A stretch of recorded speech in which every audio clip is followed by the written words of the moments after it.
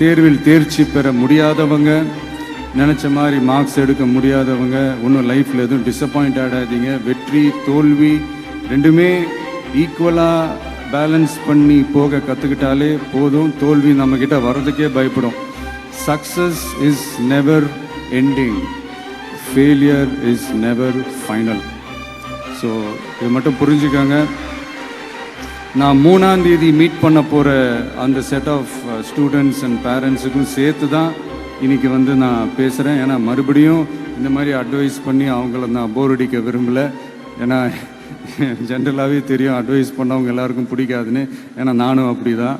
அதனால் ஸோ அன்றைக்கி டைரெக்டாக நம்ம ஸ்டூடெண்ட்ஸை கௌரவிக்கிற அந்த நிகழ்ச்சிக்கு நம்ம போயிடலாம். நல்லா படித்தவங்க அரசியலுக்கு வரணுமா வேண்டாமா? உங்களை தான் கேட்குறேன். நல்லா படித்தவங்க அரசியலுக்கு வரணுமா வேண்டாமா?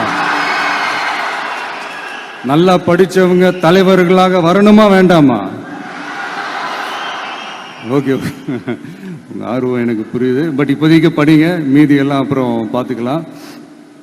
அதே மாதிரி நீங்கள் படிக்கும்போதே மறைமுகமாகவே நீங்கள் அரசியலில் ஈடுபட முடியாது. எப்படின்னா ரொம்ப சிம்பிள். நீங்கள் ஒன்றும் இல்லை, நீங்கள் டெய்லி இந்த நியூஸ் பேப்பர்லாம் படிங்களேன். படிக்க படிக்க உங்களுக்கே தெரியும், ஒரே செய்தியை ஒரு நியூஸ் பேப்பர் ஒரு மாதிரி எழுதுவாங்க, அதே செய்தியை இன்னொரு நியூஸ் பேப்பர் இன்னொரு மாதிரி எழுதுவாங்க.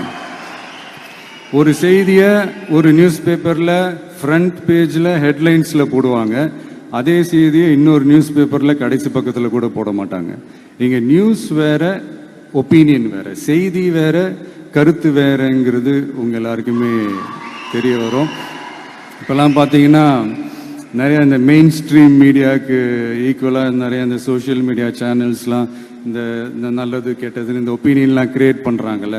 அதெல்லாம் நீங்கள் பார்த்தீங்கன்னா ரொம்ப ஈஸியாக ஒரு நல்லதை கெட்டதாகவும் கெட்டதும் நல்லதாகவும் நல்லவங்களை கெட்டவங்க மாதிரியும் கெட்டவங்களை நல்லவங்க மாதிரி இந்த மாதிரி புரணி பேசி ப்ரொஜெக்ட் பண்ணுறதெல்லாம் இந்த மீடியா சோஷியல் மீடியாலலாம் நம்ம பார்க்குறோம் இல்லையா. நீங்கள் எல்லாமே பாருங்கள், நீங்கள் எல்லாமே படிங்க.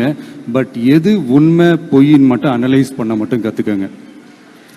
அப்போ தான் இங்கே உண்மையிலே நம்ம நாட்டில் என்ன பிரச்சனை, நாட்டோட மக்களுக்கு என்ன பிரச்சனை, இந்த சமூக தீமைகள் பற்றிலாம் உங்களுக்கு தெரிய வரும்.